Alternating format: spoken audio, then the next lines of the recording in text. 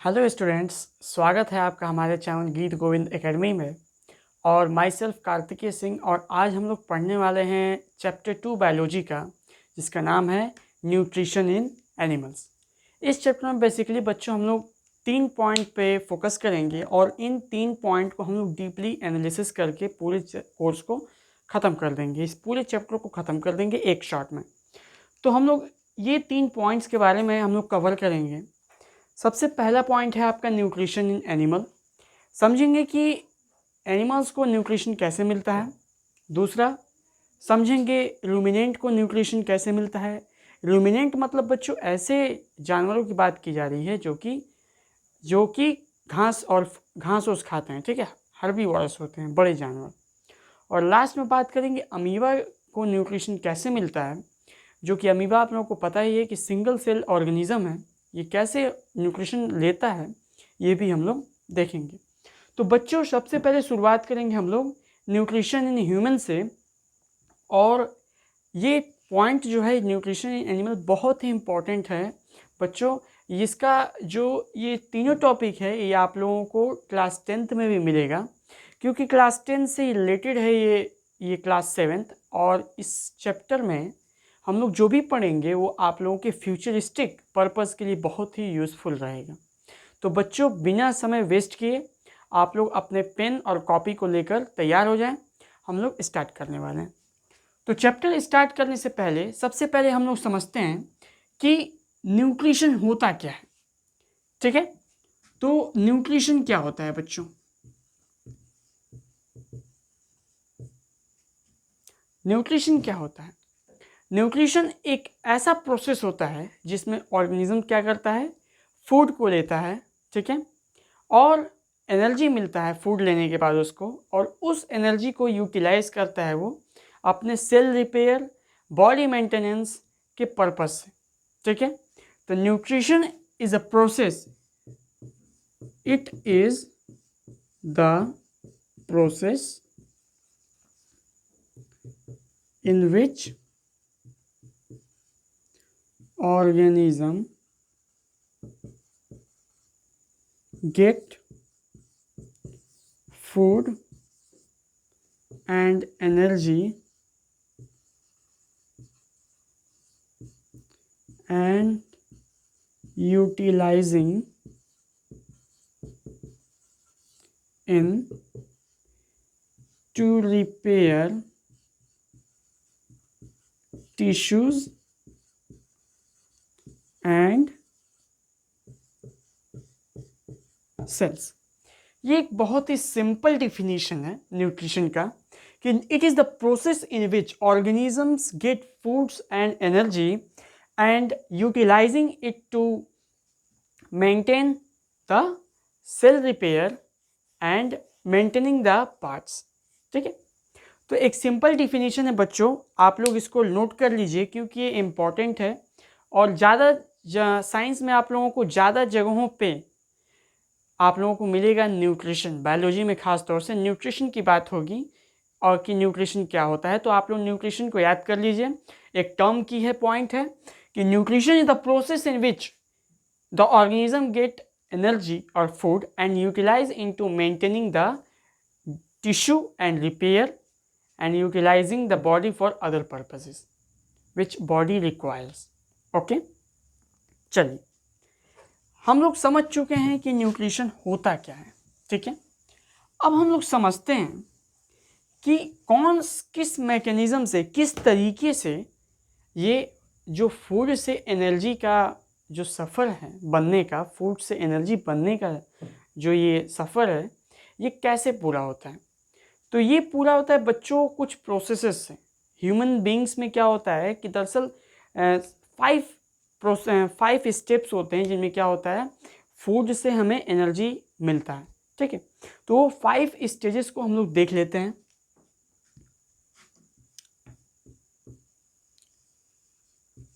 Ingestion,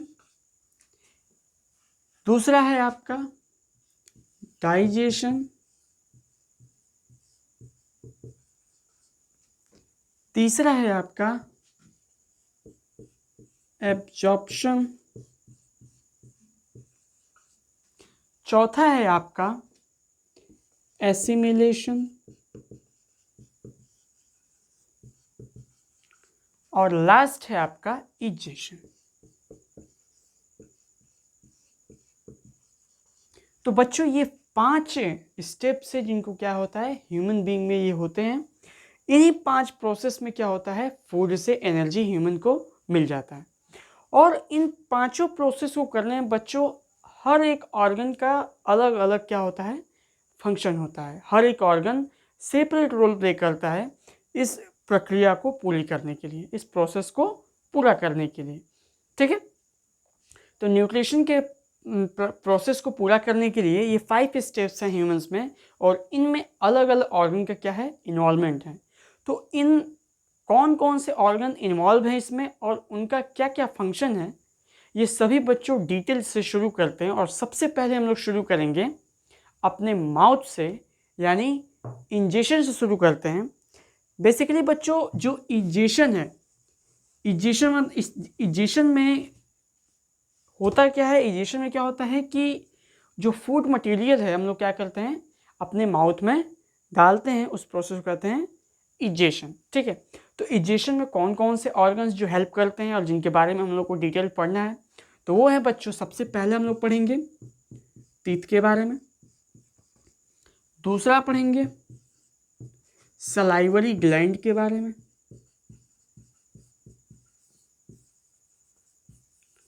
तीसरा पढ़ेंगे टंग के बारे में। ठीक है बच्चों, ये 3 जो हैं ऑर्गन्स, ये तीनों बॉडी पार्ट्स के बारे में हम लोग क्या करेंगे डिटेल स्टडी करेंगे कि इनका किस तरीके का रोल है इस फूड प्रोसेस में, इजेशन में किस तरीके से ये रोल प्ले करते हैं। ठीक है, तो आप लोगों को जैसे जैसे बताया जाएगा वैसे वैसे आप लोग क्या करेंगे कॉपी पे नोट्स बनाते जाएंगे। इससे क्या होगा कि आप लोगों को समझने में आसानी होगी। ठीक है बच्चों, तो अगर आप लोगों ने कॉपी पेन नहीं लिया तो अभी भी ले सकते हैं, क्योंकि अब से हमारा क्या होगा शुरू होगा मेन टॉपिक। ठीक है, अभी तक तो इंट्रोडक्शन था। चलिए अब हम लोग शुरू करते हैं टीथ से। टीथ के बारे में समझते हैं सबसे पहले। टीथ,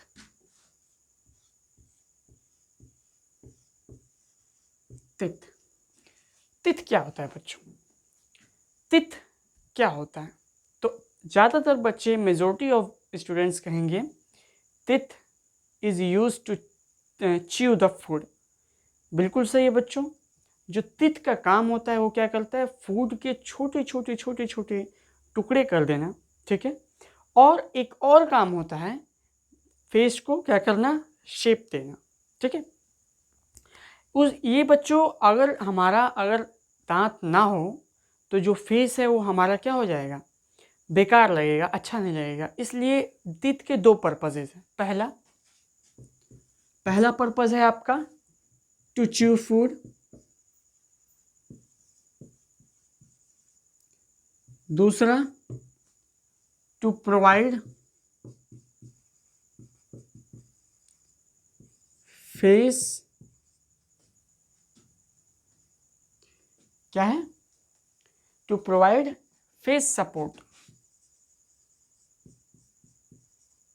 ठीक है, अगर हमारा दांत ना हो तो हमारा जो चेहरा है वो क्या हो जाएगा बेकार हो जाएगा। इसलिए ये जो टीथ होते हैं ये सपोर्ट प्रोवाइड करते हैं, जिससे सबको क्या लगता है अच्छा लगता है देखने में। ठीक है, और पहला काम क्या था टू च्यू द फूड। तो टीथ के बारे में आप लोग समझ गए, पहले फूड को च्यू करने के लिए, दूसरा शरीर के फेस को क्या करने के लिए हेल्थी रखने के लिए, यानी सही दिखने के लिए।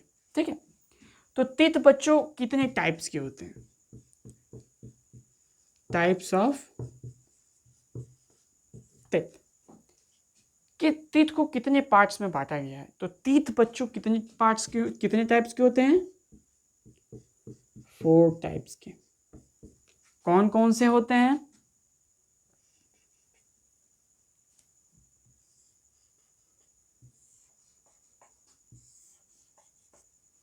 क्या है? Molar, premolar, incisor canine. ठीक है बच्चों, अब ये जो होते हैं क्या होते हैं, हमारे 4 टाइप्स ऑफ टीथ होते हैं। ठीक है, इनकी क्वांटिटी भी आप लोग समझ लीजिए कि कितने मात्रा में, यानी कितने नंबर ऑफ टीथ होते हैं ये लोग।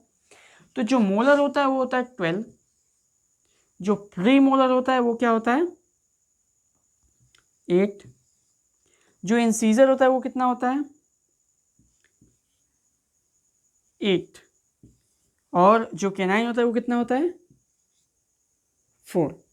ठीक है बच्चों, तो इस तरीके का क्या होता है, नंबर्स में डिविजन्स होते हैं।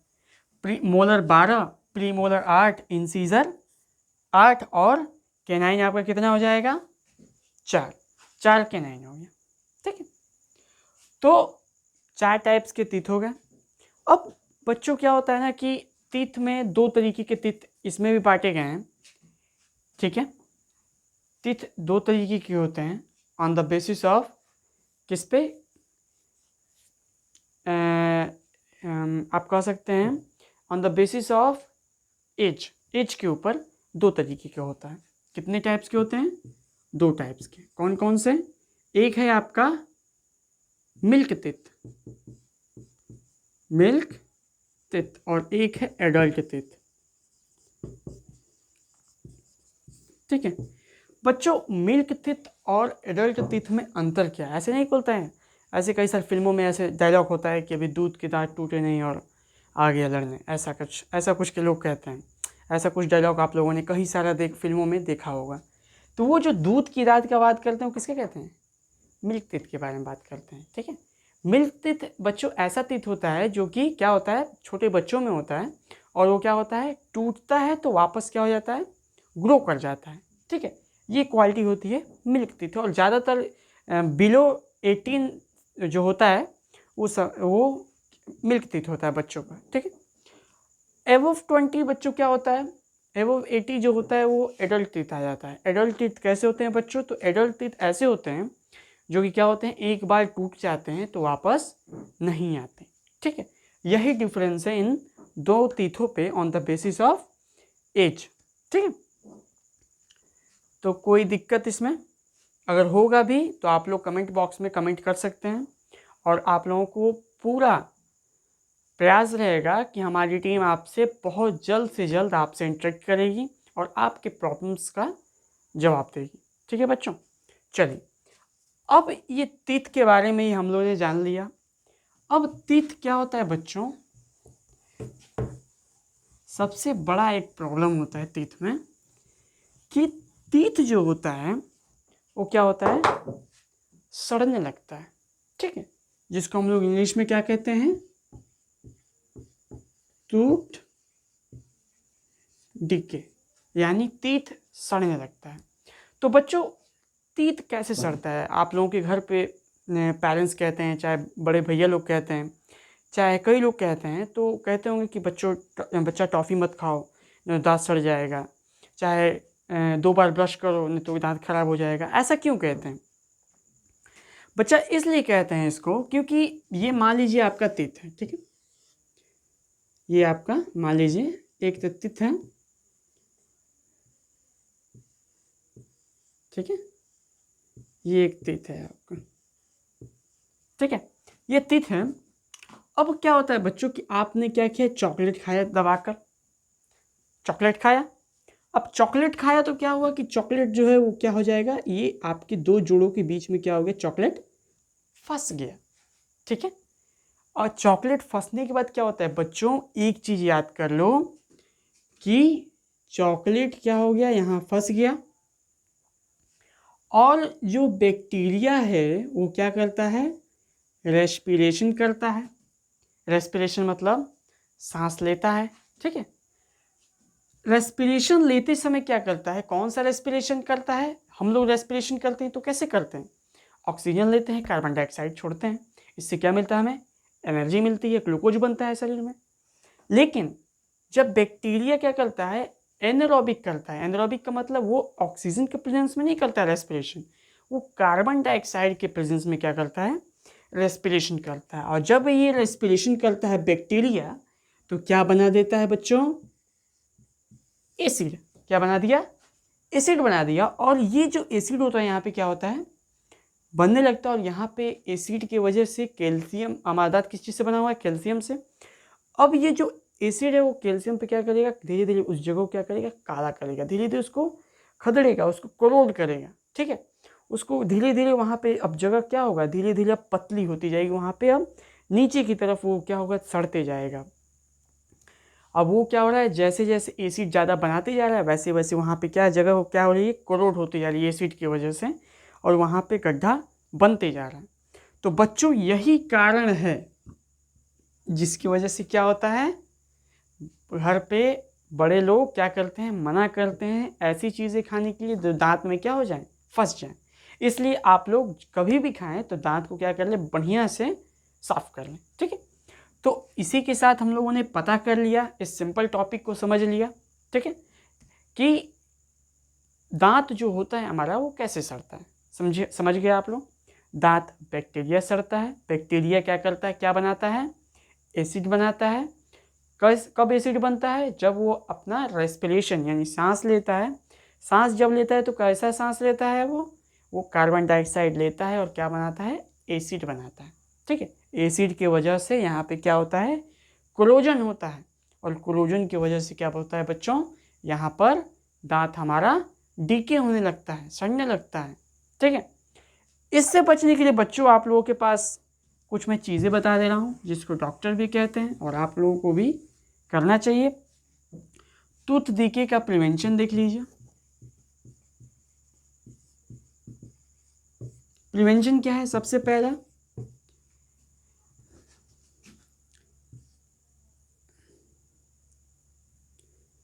पहला है ब्रश ट्वाइस अ डे। किसी भी टूथपेस्ट को अगर आप लोग एक बार पढ़ेंगे तो उधर लिखा एकदम 100% है कि कभी भी ब्रश क्या करें, 2 बार करें, ठीक है। एक सुबह खाना खाने से पहले और रात में एक खाना खाने से बाद। उससे क्या होगा बच्चों कि जो दांत में जो वो पार्टिकल जैसे फंसा था ना, वैसा कोई पार्टिकल फंसा हो तो क्या हो जाए, निकल जाए और आपका दांत क्या हो, करोड़ ना हो।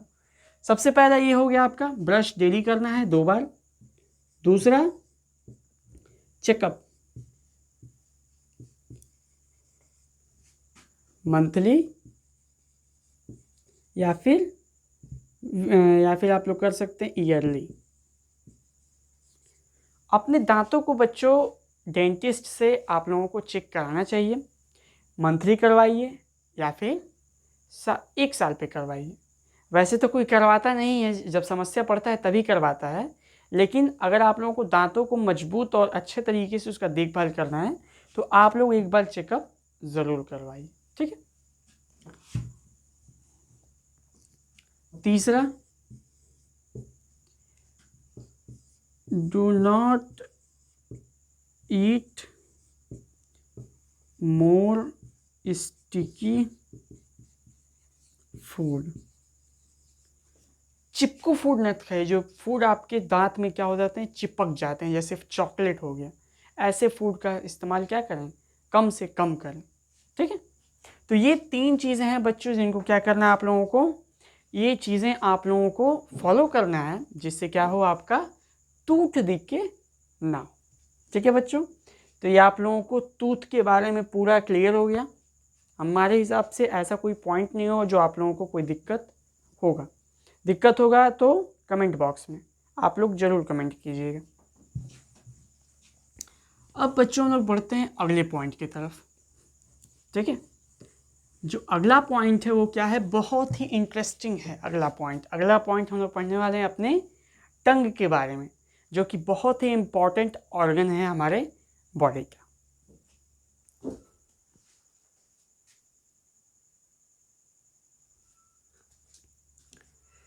चलिए तो टंग के बारे में बात कर लेते हैं।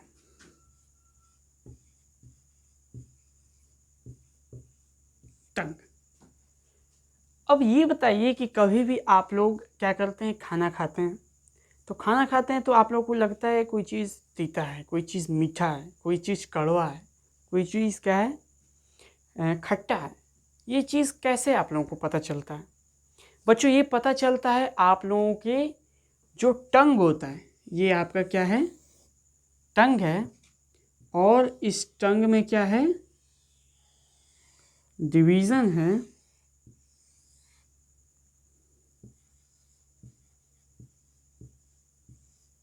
स्वीट, साल्टी,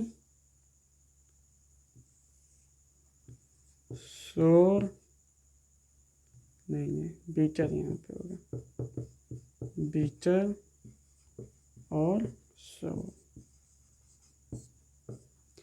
बच्चों ये यहाँ पे आपके पूरे जीव में क्या होते हैं, टेस्ट बर्ड्स होते हैं। टेस्ट बर्ड्स क्या होता है बच्चों? ऐसे सेंसरी ऑर्गन्स जो कि हमारे ब्रेन से कनेक्ट होते हैं, जो कि हमें क्या करते हैं, किसी भी फूड का क्या बताते हैं, टेस्ट बताते हैं। उसे हम लोग क्या कहते हैं, टेस्ट बर्ड्स। ठीक है, तो वो बच्चों 4 तरीके के टेस्ट बर्ड हैं हमारे टंग में। एक जो टेस्ट बर्ड है, अगर हम लोगों ने फूड खाया और अगर उसमें क्या है, नमक वाला कोई चीज़ है, तो तुरंत बताएगा ये फूड क्या है, सॉल्टी है। हमने मिठाई खाया, इस सेंसर के यहाँ जाएगा तो ये इसको पता चलेगा कि क्या है, ये मीठा है। अगर हमने कोई कड़वा चीज़ खाया तो हमें पता चल जाएगा वो क्या है, कड़वा है। अगर कोई हमने क्या किया, खट्टा चीज़ खाया, तो वो भी हमें क्या पता चल जाएगा कि वो खट्टा है। ये कैसे पता चल रहा है? ये पता चल रहा है हमारे टंग में प्रेजेंट्स टेस्ट बर्ड्स के कारण। ठीक है बच्चों, तो इसी के साथ हम लोगों ने टंग को भी क्लियर कर दिया। टंग में जो है वो सबसे सिंपल है टंग। आप लोगों को क्या याद करना है, टंग में ये जो टेस्ट बर्ड्स हैं, ठीक है, ये टेस्ट बर्ड्स कहाँ कहाँ हैं, ठीक है। और बस इतना काफ़ी है आप लोगों के लिए। ज़्यादा डिटेल के लिए तो आप लोगों को आगे पढ़ेंगे, लेकिन आप लोगों की क्लास में इतना जो दिया है ये आपके लिए एनफ है। ठीक है, इतना अगर आप लोगों को डिटेल ले लिए इतना, तो ये आप लोगों के 10th तक के लिए एनफ है। ठीक है, अब बच्चों हम लोग नेक्स्ट बात करेंगे किसका,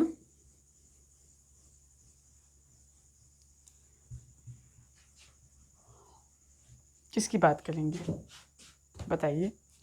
हम लोगों ने क्या किया, तिथ पढ़ लिया, हम लोगों ने क्या किया,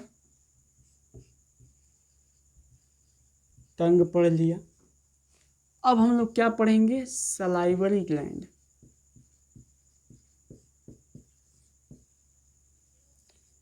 सलाइवरी ग्लैंड बच्चों, सलाइवरी ग्लैंड के बारे में आपको इतना जानना है कि ये क्या प्रोड्यूस करता है, पेक्टिन नाम का एक लिक्विड प्रोड्यूस करता है। ठीक है, जो कि क्या करता है, फूड को स्लीपरी बनाता है, मुलायम बनाता है।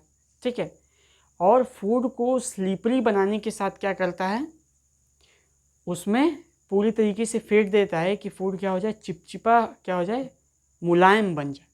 ठीक है, और ये जो सलाइवरी ग्लैंड है बच्चों, वो क्या होता है, हमारे बुकल कैविटी में पाया जाता है। ठीक है, बुकल कैविटी मतलब जिसके अंदर हमारा दांत, जीभ और जो जबड़े के अंदर है, वो सभी चीज़ों को हम लोग एक साथ क्या कहते हैं, बुकल कैविटी कहते हैं बच्चों। तो उसी के अंदर क्या होता है, सलाइवरी ग्लैंड मौजूद होते हैं।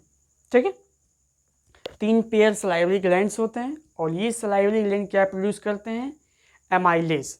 ठीक है, एमाइलेज प्रोड्यूस करते हैं, और ये एमाइलेज क्या कर देता है, फूड को सॉफ्ट कर देता है। ठीक है, फूड को क्या कर देता है, सॉफ्ट कर देता है, और जिससे फूड हमारा क्या होता है, आसानी से आगे बढ़ जाता है। ठीक है, चलिए इसी के साथ हम लोगों ने क्या किया, सलाइवरी ग्लैंड को भी समझ लिया। अब हम लोग समझेंगे बच्चों किसका,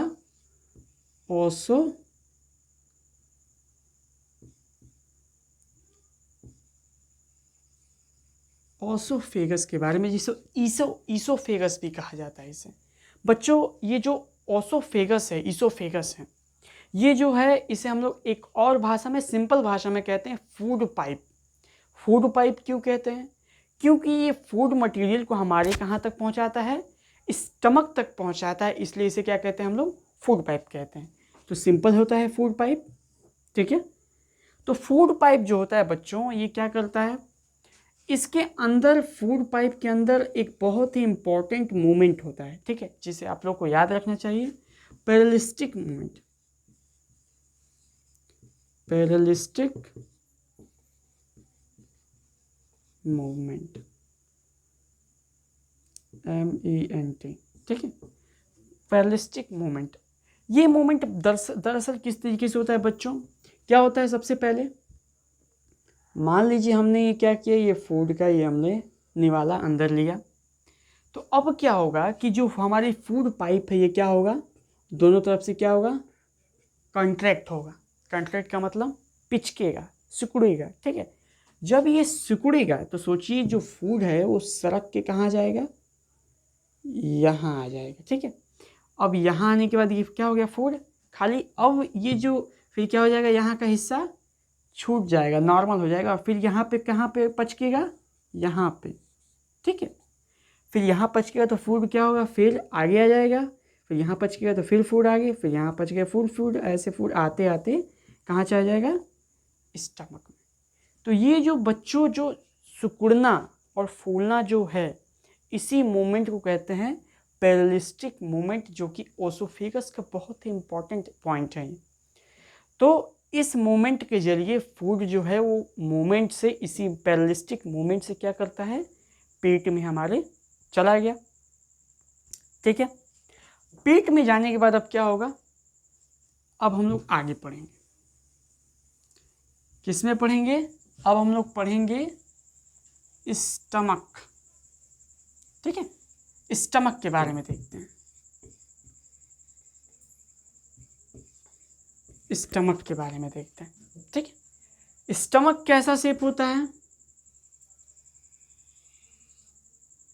आपका, ये रहा, क्या चीज़ है, ये है स्टमक, और ये है इसका बंद दरवाज़ा, ठीक है। जिसे ये जो बंद दरवाज़ा है इसे हम लोग क्या कहते हैं, फाइलोरिक स्पिंटर,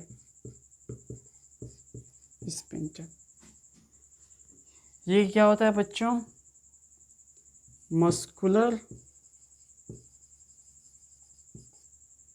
बैग, फूड बैग,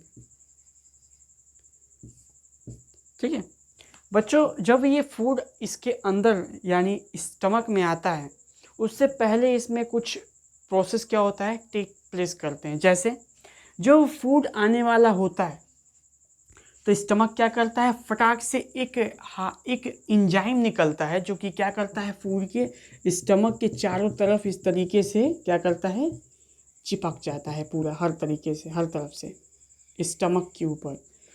उसका नाम क्या है, उसका नाम है आपका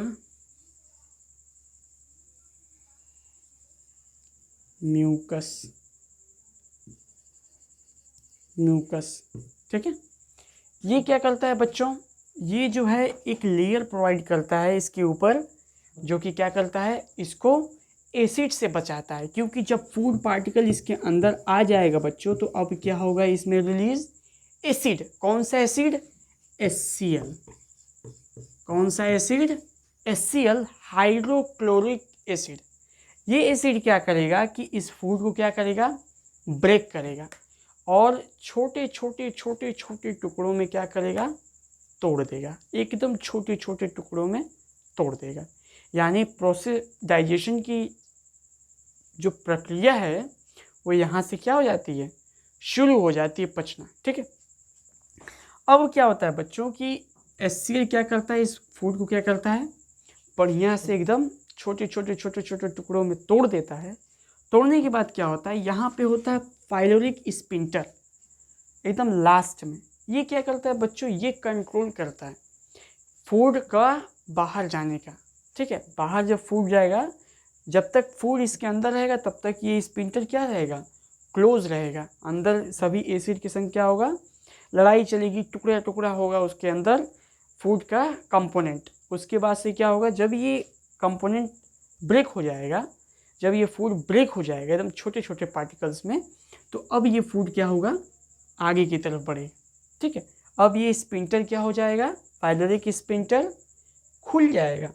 और यहीं पे बच्चों एक और चीज़ का आकर ट्यूब जुड़ा होता है, जो कि किससे क्या होता है, क्या होता है बच्चों,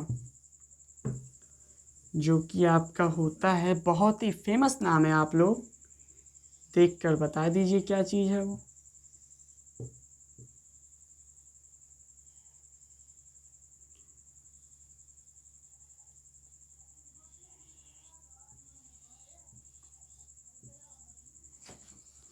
ये होता है बच्चों लीवर, और यहाँ पे होता है पेंक्रियाज। दोनों जूसेस निकालते हैं, ठीक है। दोनों का जूस जो होता है वो फूड के साथ मिक्स होकर क्या हो जाता है, स्मॉल इंटेस्टाइन में चला आता है, ठीक है। ये स्मॉल इंटेस्टाइन है बच्चों,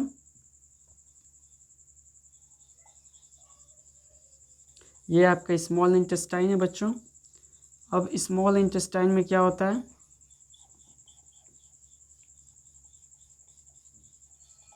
ठीक है।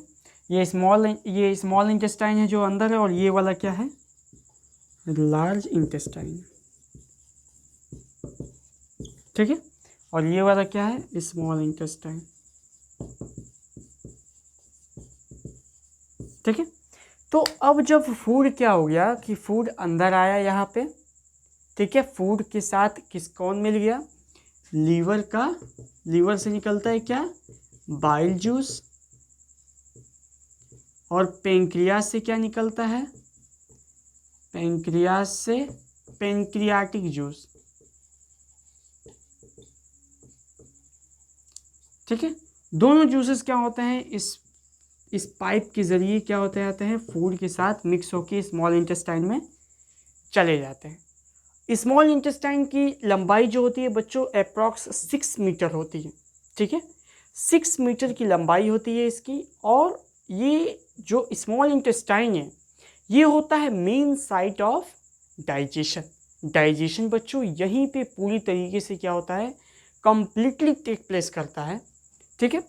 और अप्रॉक्स 3 आवर्स तक इसके अंदर ये प्रोसेस चलता है, ठीक है। और आगे हम लोग बच्चों ये भी देखेंगे कि जो कि हम लोग काम 3 घंटे में कर रहे हैं, वही काम जो रूमिनेंट्स होते हैं, यानी जो मवेशी होते हैं, जो गाय बैल होते हैं, वो पचाने में लमसम 100 घंटे ले लेते हैं, 70 से 100 घंटे, ठीक है। तो आइए पहले इसको समझते हैं। तो जो फूड है वो कहाँ आ गया, स्मॉल इंटेस्टाइन में, स्मॉल इंटेस्टाइन में आ गया, ठीक है। ये आप लोग नोट कर लेंगे बच्चों, ज़्यादा कॉम्प्लिकेटेड नहीं, पहले एक एक चीज़ समझेंगे उसके बाद से चलें। अब इसी के साथ हम लोग अटैच करके बता देते हैं किसके बारे में, स्मॉल इंटेस्टाइन के बारे में, ठीक है। ये फूड का मटेरियल क्या हो गया बच्चों, स्मॉल इंटेस्टाइन में आ गया। स्मॉल इंटेस्टाइन के कितने पार्ट्स होते हैं, 3 पार्ट, डोडेनम, इलियम, रेक्टम, ठीक है। ये 3 पार्ट्स होते हैं बच्चों, डोडेनम, इलियम और रेक्टम। इसके अंदर क्या होता है बच्चों कि अब ये क्या हो गया कि फूड जो है वो क्या हो गया, बाहर निकला स्टमक से, और कहाँ आ गया, उस लिक्विड के साथ मिक्स होके कहाँ पे आ गया, स्मॉल इंटेस्टाइन में। तो जानते हैं बच्चों जब ये फूड निकला स्टमक से वो किस मीडियम का था, वो कैसा था, वो एसिड था। वो एसिड क्योंकि HCl के साथ वो मिक्स हुआ था, तो वो कैसा था, एसिड मीडियम था। और जो बाइल जूस होता है वो कैसा होता है, बेसिक होता है। तो एसिड और बेस जब मिलता है बच्चों तो क्या हो जाता है, न्यूट्रल, यानी नमक बन जाता है, तो न्यूट्रल हो जाता है। तो वो क्या करेगा, नुकसान नहीं करेगा। अगर सिर्फ डायरेक्ट एसिड इसमें आता तो क्या होता है, नुकसान करता। लेकिन बाइल जूस क्या होता है, उसके साथ मिल जाता है, और मिलने के बाद उसको क्या करता है, न्यूट्रल बना देता है, ठीक है। न्यूट्रल बनाने के बाद क्या होता है कि अब डाइजेशन की प्रक्रिया शुरू होती है, और जो एंजाइम्स होते हैं, ठीक है, वो अपना काम करते हैं। क्या क्या करते हैं, देखिए, पेंक्रियास से निकला जो पेंक्रियाटिक जूस है, जूस, और लीवर का बाइल जूस क्या करते हैं उसके अंदर जाकर, तो बच्चों 3 काम करते हैं। सबसे पहला क्या करते हैं, कार्बोहाइड्रेट को क्या करते हैं, कार्बोहाइड्रेट को तोड़कर किस में कन्वर्ट कर देते हैं वो लोग? ग्लूकोज में। ठीक है, दूसरा क्या काम होता है? दूसरा काम ये होता है आपका इसके अंदर फैट जो होता है, फैट को, जो फैट होता है, जो फैट लोग खाते हैं, फैट सामान, फैटी चीज़, उसको क्या करता है? उसको तोड़ के दो पार्ट में कन्वर्ट कर देता है। पहला फैटी एसिड और ग्लिसरॉल। ठीक है, कन्वर्ट कर दिया। कार्बोहाइड्रेट तोड़कर किस में कन्वर्ट कर दिया? ग्लूकोज में। और फैट किसको तोड़ दिया? फैट तोड़कर क्या हो गया? हाँ बच्चों, फैट जो है वो टूट के किस में कन्वर्ट हो गया? वो टूट के कन्वर्ट हो गया आपका फैटी एसिड में और ग्लिसरॉल में। और क्या हो गया? एक इम्पॉर्टेंट जो तीसरा है वो क्या है? जो तीसरा है बच्चों वो है आपका, तीसरा जो है वो बच्चों आपका है प्रोटीन। जो प्रोटीन है बच्चों, प्रोटीन है बच्चों, वो टूट के किस में कन्वर्ट हो जाता है बच्चों? Amino acid. Amino acid. तो ये बच्चों एकदम इंपॉर्टेंट है, आप लोगों को कॉपी में एकदम नोट कर लेना है कि स्मॉल इंटेस्टाइन में जाने के बाद एंजाइम जो निकलते हैं लीवर से और पेनक्रियास से, वो जूस स्मॉल इंटेस्टाइन के जूसेस के साथ मिलकर क्या क्या करते हैं, फूड के साथ क्या होता है। तो फूड के साथ ये तीन काम होते हैं। जो कार्बोहाइड्रेट है वो टूट कर किस में कन्वर्ट हो जाता है? ग्लूकोज में। और जो फैट है वो टूट के किस में कन्वर्ट हो जाता है? ग्लिसरॉल और फैटी एसिड में। और जो प्रोटीन होता है वो टूट के किस में बदल जाता है? एमिनो एसिड में। ठीक है, ये अपने टूट कर सिंपल फॉर्म में कन्वर्ट हो जाते हैं। ठीक है, क्लियर हो गया बच्चों?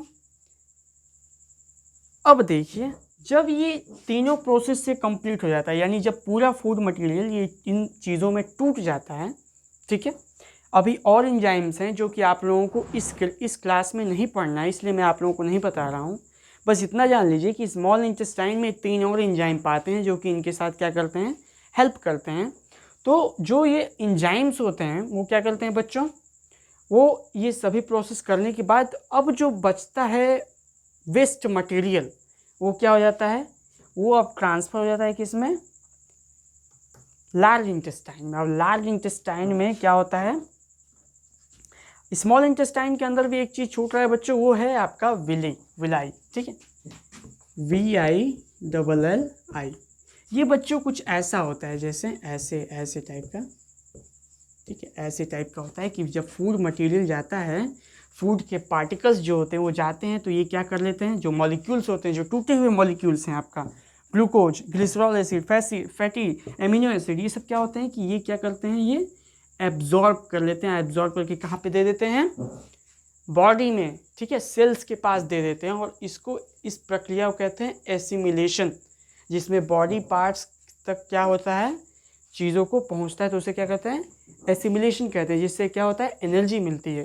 ठीक है, चलिए समझ गए आप लोग? ये विलाई है, इसको विलाई कहते हैं, जो कि फिंगर लाइक प्रोजेक्शन होता है। जैसे बच्चों आप लोग ध्यान दीजिएगा कि आप लोग कभी किसी शॉप पे जाइएगा तो देखिएगा कि बाहर एक ग्रीन कलर का कुछ मैट टाइप का बिछा होता है। ठीक है, जिसमें क्या होता है कि हम लोग ऐसे जाते हैं ना, तो जाने के बाद क्या करते हैं? ऐसे पैर को अपने ऐसे रब करते हैं। रब करने के बाद क्या होते हैं? अंदर जाते हैं। तो रब करते हैं बच्चों, तो क्या होता है? उस पर जो हमारा पैर में का, जो चप्पल में का जो सब जो भी वेस्ट जो भी चिपक गए हैं, वो क्या होता है? उसमें से रिफ्लेक्शन के बाद क्या होता है? उसके अंदर सभी वेस्ट मटेरियल क्या हो जाते हैं? गिर जाते हैं। और गिरने के बाद क्या होता है बच्चों? वो जो गिरते हैं जिस तरीके से, एक घास की तरीके से उसमें हम लोग ऐसे फ्रिक्शन किए तो वो सब उसमें क्या हो गया? गिर गए। उसी तरीके से सेम केस मान के चलिए कि ऐसे हमारे स्मॉल इंटेस्टाइन के अंदर ऐसे ही एक गोल पाइप में सब चिपके हुए हैं, ऐसे ही विलाई। और जो फूड मटेरियल, ये सब जो टूटे हुए छोटे छोटे मॉलिक्यूल्स हैं, वो क्या है? उसके ऊपर से ऐसे जा रहे हैं। और जाते समय क्या होता है कि जहाँ जहाँ जो चिपकता है, ऐसे क्या होता है? जैसे दौड़ते हैं तो उसमें क्या रहता है? जगह जगह सभी खींच लेते हैं, सभी एक दूसरे के अगल बगल सब क्या हो जाते हैं?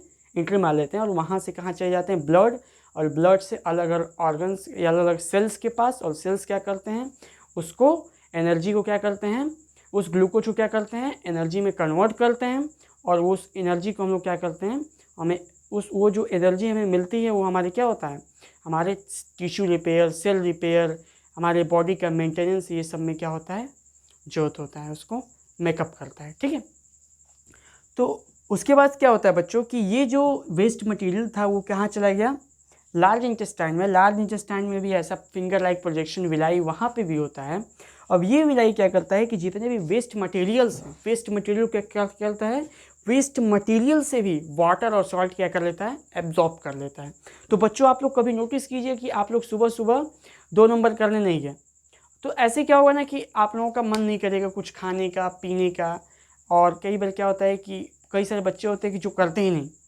ठीक है, तो क्या होता है, उनको भूख भी नहीं लगती है। ये कारण क्या है बच्चों भूख ना लगने का, यही कारण है क्योंकि जो हमारे पेट के अंदर जो वेस्ट मटेरियल है वो हमें तब भी एनर्जी क्या करता है, उस वेस्ट मटेरियल में से निकाल कर देता है, और जिसे हम लोग क्या करते हैं, महसूस नहीं होता है।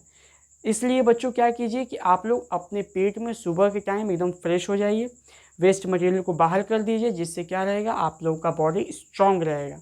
ठीक है, और लंबा जीवन रहेगा, लॉन्ग लाइफ स्पेन आप लोगों का रहेगा।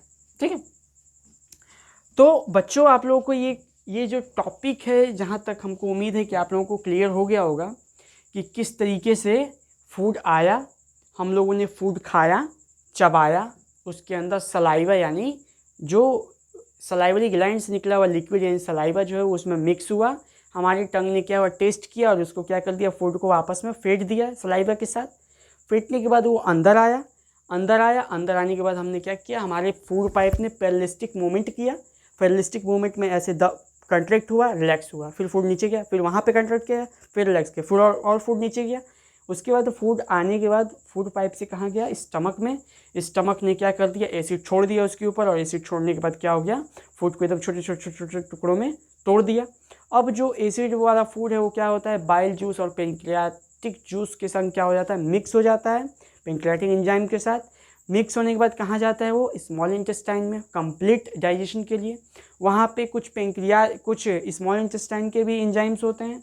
ठीक है, वो सभी एक साथ मिलकर ये कार्बोहाइड्रेट को ग्लूकोज में तोड़ देते हैं, फैट को फैटी एसिड ग्लिसरॉल में तोड़ देते हैं, प्रोटीन को किस में तोड़ देते हैं, अमीनो एसिड्स में। और इस तरीके से वो जो टूटा हुआ मॉलिक्यूल से सब हमारे स्मॉल इंटेस्टाइन में विलाई लाइक स्ट्रक्चर होता है, ऐसा स्ट्रक्चर होता है जिससे वो सब जो छोटे छोटे मॉलिक्यूल्स जो टूटे हैं वो सभी उस रास्ते से क्या हो जाते हैं, ब्लड में चले जाते हैं, ब्लड से सेल्स में जाते हैं, और सेल्स क्या करता है, इससे क्या करता है, ग्लूकोज को क्या करता है, एनर्जी में कन्वर्ट कर देता है। और जब एनर्जी में कन्वर्ट करता है तो हम लोग क्या करते हैं, उस समय हम लोग से हमारे अंदर से क्या निकलता है, वेस्ट वाटर और कार्बन डाइऑक्साइड। ठीक है बच्चों, तो आपको इसी के साथ अच्छा एक पॉइंट छूट रहा है, जो स्मॉल इंटेस्टाइन में जो बचा हुआ फूड है वो फिर बाहर निकला, लार्ज इंटेस्टाइन में गया, वहाँ पे क्या हुआ, वाटर और सॉल्ट खींचा, उसके बाद से हम लोग क्या कर देते हैं, सुबह सुबह मॉर्निंग निकाल देते हैं। इसी के साथ हमारा क्या हुआ, डाइजेशन यानी न्यूट्रिशन इन ह्यूमन क्या हो गया, कंप्लीट हो गया। आई होप बच्चों आप लोगों को समझ में आया होगा। ठीक है, नहीं आया बच्चों तो कोई बात नहीं, हम इसके बारे में फिर से बहुत डीपली डिस्कस करेंगे। लेकिन आप लोगों को अगर कोई भी प्रॉब्लम हो रही है बच्चों तो हमारे कमेंट बॉक्स में एक बार कमेंट ज़रूर करें। आप लोगों को फर्दर किसी भी ज़रूरत के लिए आप लोगों को हमारी टीम बहुत ही जल्द रिस्पॉन्स करेगी। तो चलिए अब हम लोग बढ़ते हैं अगले टॉपिक की तरफ। नोट्स बच्चों, अगर आप लोग नोट्स नहीं बना रहे हैं तो बनाइए, और एक बार वीडियो को अगर अभी तक सब क्लियर है और नोट्स बनाए तो पीछे वीडियो को पीछे कीजिए और एक एक चीज़ क्या कर दीजिए, नोट करते हुए चलिए। इससे आपको क्या होगा, पिक्चर और लिखने का दोनों का जब एक साथ काम करेंगे आप लोग तो समझने में बहुत आसानी रहेगी। ठीक है, चलिए इसी के साथ बच्चों हमारा न्यूट्रिशन इन ह्यूमन क्या हो गया, कंप्लीट हो गया। ठीक है, इस तरीके से हमें फूड मटेरियल से क्या हो गया, एनर्जी मिल गया, और हमारा nutrition in human topic complete हो गया। अब हम लोग पढ़ेंगे बच्चों न्यूट्रिशन इन रूमिनेंट्स।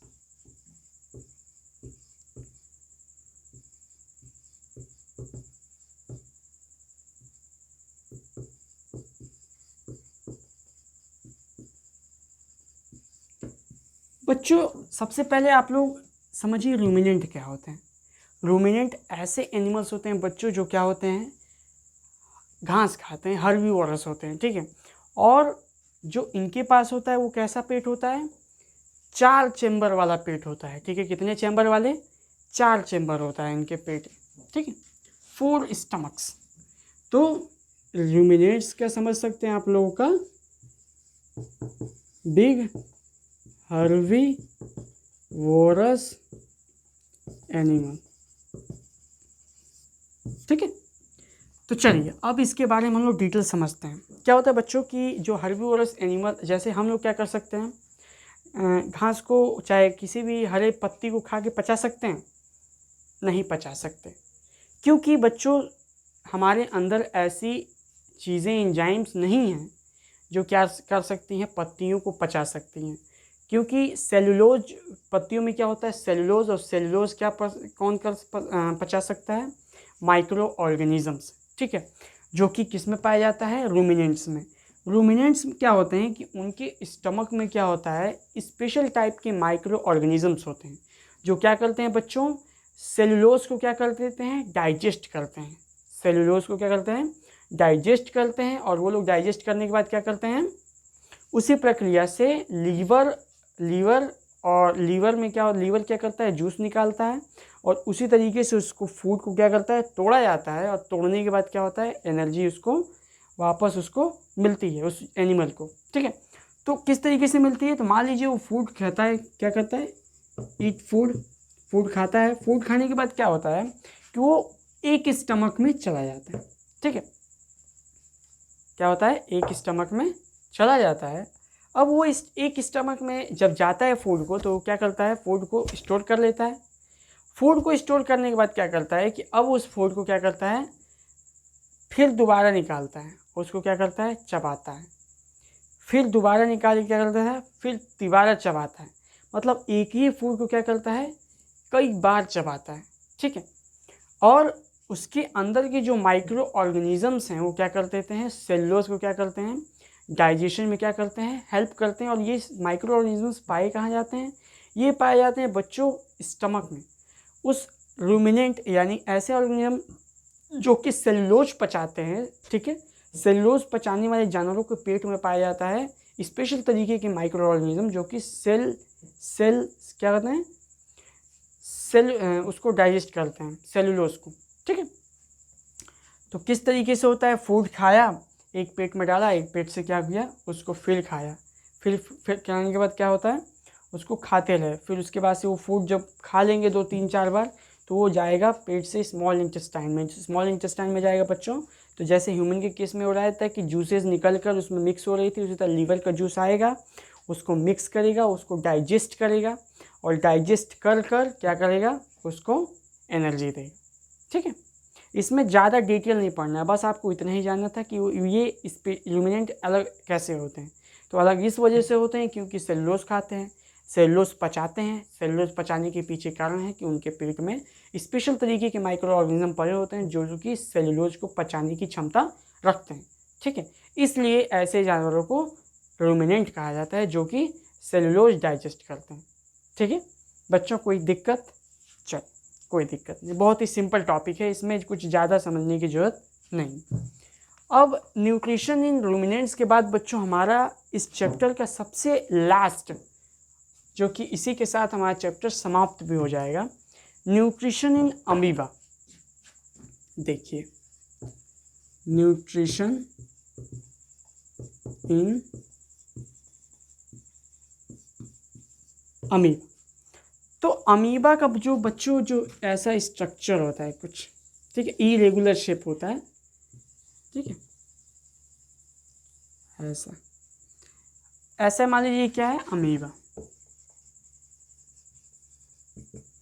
एक ही सेल है जिसके अंदर सब एक ही सेल है जो कि क्या करता है, सभी काम करता है, ठीक है। जैसे हम लोग क्या है, मल्टी सेलुलर हैं, तो हम लोग एक साथ कई सारे काम कर सकते हैं, लेकिन वो एक बार में एक ही काम कर सकता है। अब बच्चों हम लोग ये पढ़ेंगे, देखेंगे कि ये आखिर में ये न्यूट्रिशन पाता कैसे है। ये तो सिंगल सेल ऑर्गेनिजम्स है, ये कैसे पाता है।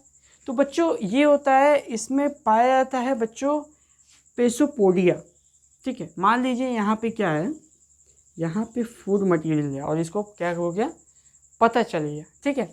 तो ये क्या होता है, ये अपने ऐसा स्ट्रक्चर बनाएगा जिसे पेसोपोडिया कहा जाता है, जिसे हम लोग इसे फॉल्स ऑर्गन भी कहा जाता है, ठीक है।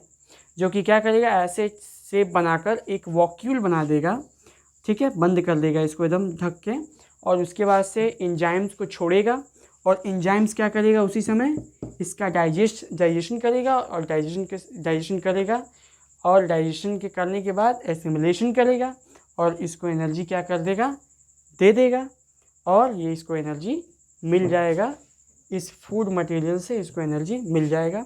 कर कैसे रहा है, फॉल्स ऑर्गन से, जिसको हम लोग क्या कहते हैं, सूडोपोडिया कहते हैं, या फिर ज़्यादातर बच्चे नाम देखकर प्रोनाउंसिएशन करते हैं पेसोपोडिया। पेसोपोडिया ऐसे पढ़ते हैं तो जैसे पेसोपोडिया पढ़ेंगे तो पी से लिख भी देंगे, लेकिन असल में उसका पी साइलेंट होता है, सूडोपोडिया पढ़ा जाता है उसे, ठीक है। तो ये क्या होता है, इसको क्या कर लेता है, कैप्चर कर लेता है ये फूड मटेरियल को, और फूड मटेरियल कैप्चर करने के बाद एंजाइम छोड़ देता है, और ये एंजाइम क्या करता है कि इसको क्या करता है, डाइजेस्ट कर लेता है, और डाइजेस्ट करने के बाद इसको एनर्जी मिल जाती है। और इस तरीके से अमीबा हमारा क्या करता है, न्यूट्रिशन लेता है। तो न्यूट्रिशन इन रूमिनेंट भी समझ गए, न्यूट्रिशन इन अमीबा भी समझ गए, और न्यूट्रिशन इन ह्यूमन भी समझ गए। अब इसी के साथ बच्चों ये चैप्टर क्या होता है, ख़त्म होता है। और ये चैप्टर बहुत ही मज़ेदार चैप्टर है। आप लोग इसको क्या कीजिएगा अगर किसी भी चीज़ में प्रॉब्लम होगी बच्चों, तो मैंने वीडियो के अंत में भी कई बार बताया है कि किसी भी प्रॉब्लम के लिए एक बार कमेंट बॉक्स में आप ज़रूर कमेंट करें। आपकी प्रॉब्लम्स को बहुत ही जल्द हमारी टीम रिस्पॉन्ड करेगी और उसको क्या करेगी, आपकी प्रॉब्लम को रिजॉल्व करेगी। तो इसी के साथ बच्चों अब नेक्स्ट क्लास में मिलते हैं। Thank you.